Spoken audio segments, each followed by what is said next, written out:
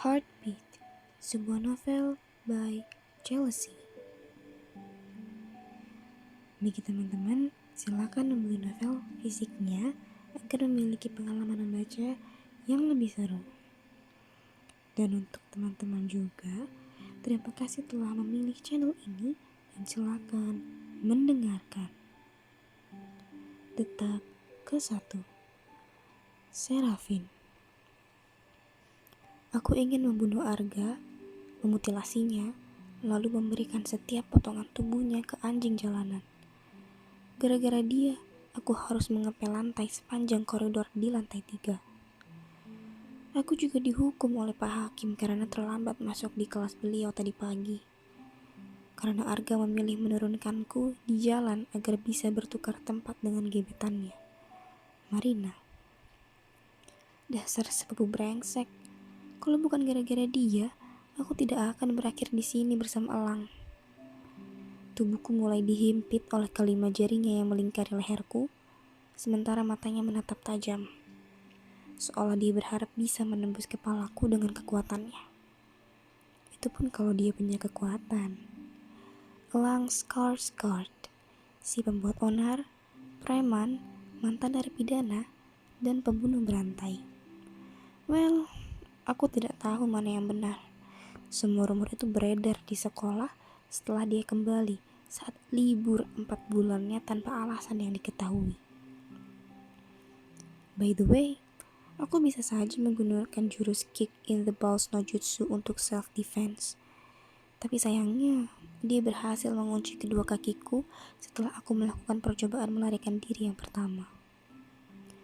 Sekarang, aku hanya bisa menunggu eksekusi darinya dengan jantung berdetak sangat kencang. Tapi, sepertinya hal itu tak ada hubungannya dengan rasa takut. Dia terlalu dekat. He was invading my personal space. Kalau sudah bosan hidup, bilang. Gak usah menyusahkan dan melampiaskan kemarahanmu padaku, desisnya. Cengkraman jemarinya semakin erat, namun tidak cukup kuat untuk membuatku kesulitan bernafas. Melihat wajah basahnya karena air yang masih menetes deras dari ujung-ujung rambutnya, serta seragam putihnya yang kini terlihat kusam karena tersiram air kotor olehku tanpa sengaja, membuatku merasa bersalah. Aku minta maaf, ujarku tulus. Aku gak bermaksud nyiram kamu. Aku mau nyiram Arga tadi, sumpah.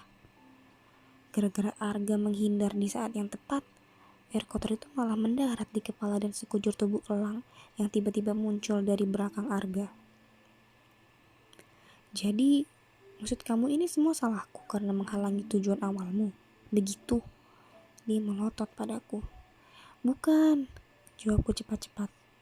Bukan begitu maksudku. Dia melepaskan leherku dan aku langsung menghirup oksigen sebanyak-banyaknya selagi paru-paruku bisa menampung.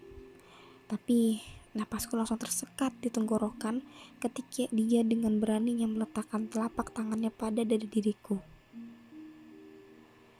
Kecepatan detak jantungku langsung mencapai level yang baru. Dia menatap dadaku dengan konsentrasi dan dahi berkerut dalam. Lalu perlahan bibirnya membentuk senyum aneh yang mencurigakan. Oh no, hell no. Mati dibunuh oleh teman sekolah mungkin akan menimbulkan simpati. Tapi kalau diperkosa terlebih dahulu sebelum dibunuh, itu tidak enak untuk dikenang apalagi dibicarakan. Aku hampir bisa membayangkan bagaimana headline pemberitaannya. Ditemukan sesosok mayat membusuk di sebuah gudang sekolah. Korban diketahui bernama Serafin Alana, seorang siswi berusia 16 tahun, anak bungsu dari 7 bersaudara pasangan Ibu Lili dan Bapak Adijaya. Menurut laporan koroner, korban terlebih dahulu diperkosa sebelum akhirnya dicekik hingga tewas dan mayatnya dibiarkan di gudang sekolah. Orang tuanya mengatakan bahwa mereka tidak menaruh curiga ketika anak bungsu mereka yang memang suka keluyuran itu tidak juga pulang selama beberapa hari, mengingat bukan 1 atau 2 kali Serafin kabur dari rumah. Aku merinding saat membayangkan komentar-komentar dari yang mungkin mengikuti beritanya. Aku pun segera menangkis tangan Elang dari dadaku, lalu menyilangkan lenganku untuk menghalangi pandangannya ke dadaku lagi. Kalau mau bunuh, ya langsung bunuh aja. Aku menolak diperkosa lebih dulu, dasar mesum. Dia mendengus. Bercanda ya? Kamu satu-satunya orang yang berpikiran kotor di sini. Menuduhku berbuat mesum. Seorang cowok memandangi dan menyentuh dada cewek sambil tersenyum lebar. Aku memelototinya. Apa coba maksudnya? Gak usah GR. Dada kamu itu enggak stare worth it. Rata gitu juga. Berani-beraninya. Dadaku enggak rata. Mereka masih dalam masa pertumbuhan.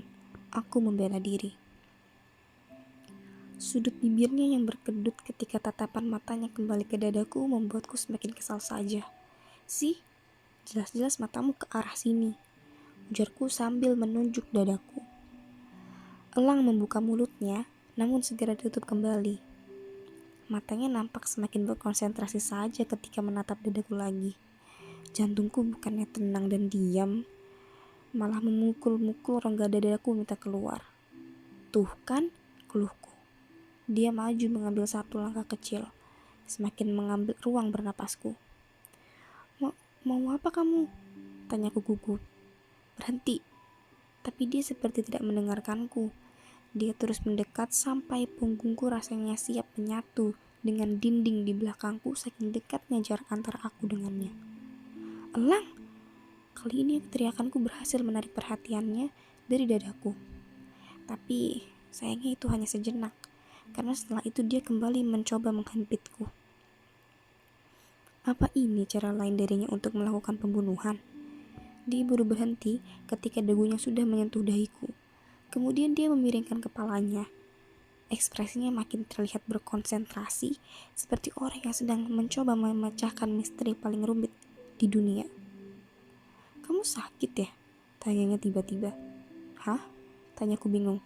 Kamu sakit? Aku menghela napas. Punggungku sakit, kamu terlalu dekat, ujarku. Berharap dia mengerti maksudku dan mulai mundur walaupun sedikit. Entah dia benar-benar tidak mengerti maksudku atau hanya berpura-pura, yang jelas dia hanya bergeming di tempatnya. Takut? Tanyanya lagi. Enggak, aku benar-benar tidak mengerti ke arah mana semua pertanyaan itu. Ah, kamu naksir aku. Aku menatapnya dengan mulut terbuka. Wah, aku tidak tahu kalau dia tipe orang yang percaya diri sampai segitunya. Aku segera menutup mulutku lalu mendorong dadanya menjauh. Gak usah kegeeran, tampangmu itu gak crush worth it banget. Aku tidak bohong, siraman air kotor dariku memang membuatnya kelihatan jelek. Kenapa suara jantungmu sangat aneh dan lucu? Tanyanya mengabaikan ejekanku. Suaranya penuh dengan keheranan. Memangnya suara jantungku sangat keras ya, sampai dia bisa mendengarnya. Mungkin karena aku sangat kesal dan pengen banget nendang kamu. Dia menggeleng. Tatapan matanya masih saja mengarah ke dadaku. Ini semakin membuatku sangat-sangat tidak nyaman. Aku bakal tahu kalau kamu lagi kesal, takut, dan mungkin naksir aku berdasarkan temponya. Dia menyeringai. Tetapi suara detak jantung kamu itu aneh. Great. Satu lagi orang yang menyebutku aneh. Well, setidaknya dia tidak menggunakan kosakata baru. Karena aku sudah terbiasa disebut aneh. Kamu yakin enggak sakit? Aku menghela napas. Kalaupun aku sakit, itu bukan urusan kamu. Elang menganggukkan kepalanya. Kamu benar, itu bukan urusanku. Aku gak yakin akan menolongmu kalau tiba-tiba kamu sekarat di sini. Dia mundur, menjauhkan diri dariku. Thanks God. Ini yang sekarang menjadi urusanku. Ucapnya sambil mendorong sebuah lukisan ke wajahku. Aku mengenali lukisan itu. Faktanya, semua anak yang langganan diceramahi Pak Kepala Sekolah akan mengenali lukisan itu. Sebenarnya itu hanya lukisan biasa yang sering digambarkan anak-anak pada umumnya. Ada gunung, sawah, pohon, sebuah rumah dengan satu keluarga bahagia di sampingnya. Tidak ada yang istimewa, kecuali orang yang melukisnya. Si pelukis adalah cucu kesayangan Pak Kepsekol, Gatot. Cucu hanya yang mengunjungi beliau 2 tahun sekali. Dan sekarang, lukisan yang dicat berwarna-warni itu rusak gara-gara aku. Oh my God, Mampus aku. Aku bisa aja langsung ke kantor kepala sekolah sendiri dan disalahkan. Tapi, mendengar kata tapi, membuat otakku menjelajah ke dunia visi dan otomatis tersusun di skenario dalam bentuk klise dan terdapat dalam novel-novel teen lit yang berjajar di rak buku Fanny. Dalam skenario di kepalaku, Elang akan menggantikan kesalahanku dan bersedia menerima berjam-jam kemurkaan pakai psikol. Dan sebagai gantinya, aku dipaksa menjadi budaknya. Hingga akhirnya si budak akan jatuh cinta pada masternya. Say no to slavery. Aku merebut lukisan itu darinya. Aku akan tanggung jawab sendiri. Ujarku cepat-cepat. Ya iyalah kamu yang tanggung jawab. Orang kamu yang nyiram juga. Dia memutar bola matanya sebelum memutar badan dan melangkah pergi. Tunggu, seruku. Elang menengok dan melirikku. Kamu nggak ikut menghadap pakai psikol? Dia memandangku dengan tatapan geli.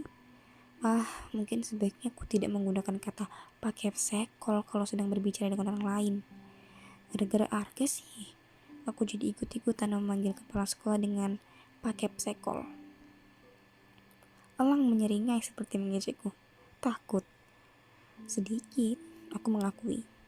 Tapi selain itu, bukannya tadi beliau nyuruh kamu yang bawa? Kalau kamu gak ikut dan menjelaskan situasi serta memperlihatkan bukti, nanti dikira kamu memaksaku menanggung kesalahanmu, ujarku beralasan.